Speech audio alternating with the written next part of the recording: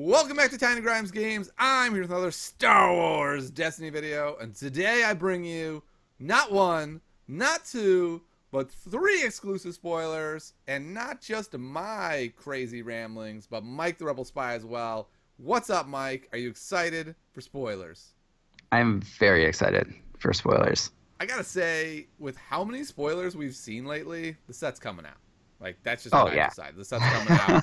People were thinking like late January, February. No, they don't. They don't put out a billion spoilers and then be like, oh, by the way, it's 2 months from now. Like it's It's got to be dropping soon. I think something's coming real soon. I've heard rumors like that the starter sets are out like this week, like Thursday. So we'll see what ends up happening. Yeah. All right, you ready? I'm ready. Let's do this. Let's start with Holster. Holster is really interesting. It's a zero-cost upgrade, so I'm excited already. But he has no dice. Okay. After you activate attached character, you may re-roll any number of their weapon dice. So it's like a Z6 for all your weapon dice. At first, I was like, oh my goodness, this is bananas. Then I started thinking about it. That really only means you get to re-roll 2 dice, right? Because you have to have this as one of the upgrades. And while that's still good, and in like Awakenings this would be phenomenal, I love the card, but I just wonder if opportunity cost is too high, that you're just going to say, yeah, no, this is like number 33 and 34, but there's these other cards I have to have, and this is a luxury card. What do you think, Mike? Is it exciting, or is it not quite going to make the cut? I think it's really good. I think if you think about the decks right now that play a bunch of weapons, you have like the blue hero stuff with the Shoto lightsabers, the ancient lightsabers, and then you've got like rainbow fives with like all the guns. And getting free rerolls on any of those things seems pretty good. Yeah, I agree. It costs nothing. So so the cost is this opportunity cost A. And what I mean by that is there's other cards you don't get to put in your deck, and we have so many cards now. B, you need to get it like at the right time, right? If you get this in your opening hand without a weapon, you're like, oh, that's great. Like, it's just a card that hangs out of my dude, and then they die and then it goes away. That's not amazing. So it feels still kind of situational. Is it worth it if you only have one weapon on? Like, you're not going to have 2 weapons till the earliest, usually turn 2, maybe turn 3. I don't know. Like, that's where I'm torn. Like, at first when I saw this, I was like, oh my goodness, this card is bananas. And the more I look at it, the more I'm like, maybe it's not bananas. Maybe it's good in a couple decks, and even in those decks, it's not as good as I originally thought. I don't know. I'm kind of torn still. yeah, I kind of see where you're coming from with that. And yeah, it makes sense. Like you need to draw it in the right order. So like if you draw this after you already have three upgrades on your character, like you're probably not playing this on that character over another upgrade. You can use like if there are more cards that care about upgrades on your characters, like not Ace in the Hole. Arm to the Teeth, I think you can use to discard this and deal a damage. That's interesting. I don't know, like it's just a cheap upgrade, so if there ever comes another card that cares about how many upgrades you have, it gets better. So like if this was blue, then like Power of the Force, I think that's what that card is called, like gets a little better. So yeah, I don't know. Yeah it's interesting. I mean, I do love it in like the scenario where like Ray 2 P2 turn 1, you put down an ancient lightsaber along with a quick draw holster, and now there's a decent chance you roll damage. So I don't know. I'm torn. I'll definitely try it. Definitely going to try it in quite a few decks. I'm just curious. Like, it's the same thing with like Tarkin Face, Imperial Discipline. It's a great card. Only costs 1. I see most people cutting it from their Phasma list even, and I'm like, what? Huh? Am I the only one who plays this awesome card anymore? What's happening with the world? That's one of my favorite Spirit of Rebellion cards. Oh, but it's still, it costs 1. It's opportunity cost. And I think some people look at it and go, I don't have room anymore. I love it. Love the card. Don't have room. That's what I wonder about this card. Is it going to be love the card, don't have room for it? I don't know. Like the card, though. I think it's exciting. Shall we move on? Yeah, let's go to the next one. All right, let's move on. We're going to move on to Zeb's Rifle. Weirdest card I've seen so far. 3 cost weapon, no redeploy. So immediately I'm like, okay, all right, let's see. All plus sides, +2 range, +3 range, +2 melee, +3 melee, costs $1. I mean, and has a dollar side. So you're like, what? That's the weirdest card I've ever seen. But it does have an action. Spend a resource to resolve this die, showing a modifier as if it did not have a modifier. So,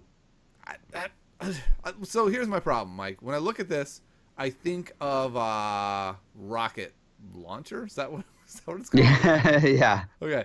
I think of it like rocket launcher, and rocket launcher kind of just seems better because that's 3 costs. The sides cost $1, but the sides are actually better. You've got a 4 side on there. I don't know. Am I wrong? Like, and the point being that people don't play rocket launcher anymore. And so is the problem with this card that it's too expensive for what it does, or is it going to work great in some sort of deck with lots of base sides, or a deck that lets you use modified sides anyway? Like, I can't tell, Mike. What do you think?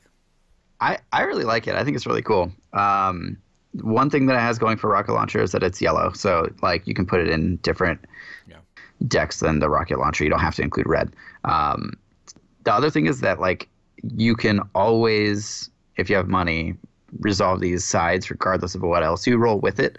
So it's cool that it's like it's always either a modified side or a side that costs a resource. And there are things that let you resolve a die without paying a resource for it, but I don't know if that works in this case.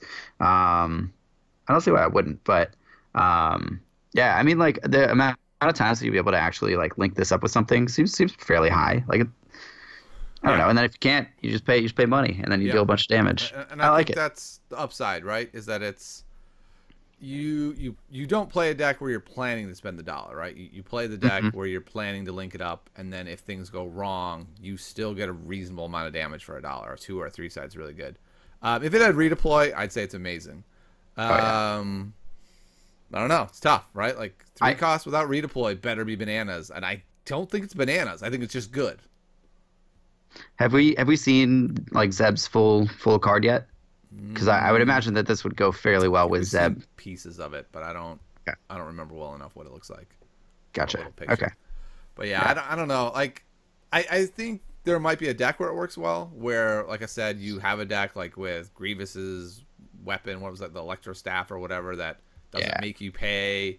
Or, no, that doesn't make you pay, right? It doesn't do anything with modified sides. But you have the Battlefield that lets you resolve them. You have, what was it, Awakenings? The Awakenings card? Was that Awakenings? Yeah, I think that's what it's called. Yeah, I think so. Where you just resolve a modifier. Yeah. So that could be good. Like, there's ways to use it. I just wonder if that's worth it, or if you just go, forget that, I'm going to play an awesome 3-drop with redeploy. Yeah. Like, Ray's Lightsabers, this is just better. And that to me, again, it's like that opportunity cost thing. If this was an Awakenings card, we'd probably look at it and be like, dang, that's pretty solid. Looking at it with all the redeploy options we have now, it just gives me pause, right? Like, if we don't play Rocket Launcher anymore, which is a flat out awesome card, do we have room for this card? I don't know. I tend to think, like, I don't even see Z6 all that often anymore. Yeah, I don't either. And if you're not seeing Z6, 3 costs with redeploy, like, it just feels like 3 costs are kind of out unless they fit the perfect spot. So, will we see Zeb's rifle? Maybe. I tend to think not as much. I think it's more of one of these really cool cards that is good. Don't get me wrong, it's good, but you kind of got to be broken to make it in a 4.5 sets format. All right. Let's see. Someone in the chat just said really good in draft. I think really good in draft works for most of the cards in Legacies. So far, Legacies has been such a cool set that so many of the cards are good but not busted, which is great once Spirit of Rebellion and Awakenings rotate out, especially. I think we're going to have a really cool scene at that point. Yeah. All right. Last card I got 3 cards. Force Rend. 3 cost. Blue character only. Villain ability. So what we basically said is Holocron. Works with Holocron. Works great with Holocron. Got it. All right. What does it do? It's got a 2 ranged and a +2 ranged. Sounds to me like a Palpatine helper card. But at 3 cost, you're probably not paying for it, right? So now it's like it has to go in over like Force Push or Force Lightning or something like that. It has a resource side and it has 2 specials, and the specials are quite cool. Spend resources equal to the cost of a support or upgrade in play to discard it. Oh, Force Illusions are such a pain. Oh, Force Illusions gone for 1. That's pretty solid. Shoto is such a pain. Oh, that's gone this turn, and then next turn the other weapon's gone. Now you have a naked Ray rolling up against Palpatine. Ray, sorry, you're dead.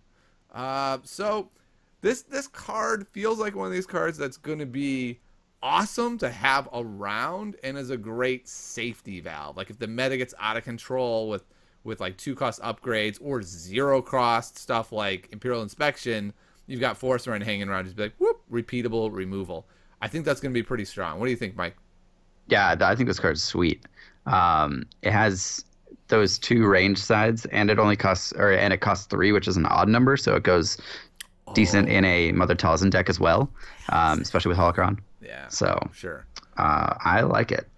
Yeah, I'm not convinced this is going to be in every deck. I think the reason why we're so excited to see it today is because this is the meta where it would be amazing in, right? It's like all busted 2 cost weapons where you're just salivating and you're like, please give me this card today. If it dropped today only, like just by itself, they were like, hey, you know what?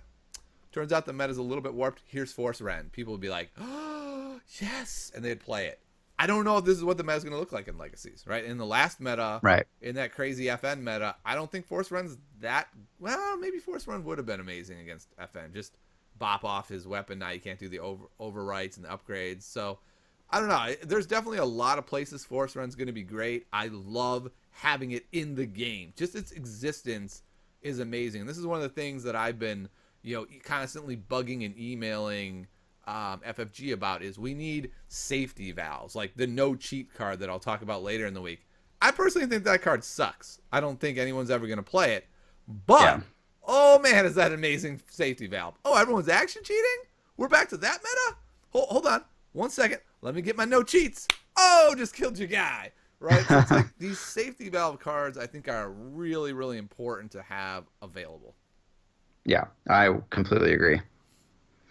Right. Yeah, this is like going to get expensive to keep resolving. Like you got to play in a deck that makes enough money to be able to make it worthwhile. If you're just popping off Force Illusions and like 0 cost stuff, then obviously it's not. But it's a card that I'm really very happy that it is in the game. It's pretty cool. Yeah, I think Palpatine's going to like this card, period. Right? Just being able to pop off stuff, whether that's illusions or 2 cost weapons, I think it's going to be really good for Palpatine. Because if Palpatine can just slow the damage coming in, it's going to win. Right? It's the inevitability of Palpatine and his influence slowly clouding the galaxy and taking over everything.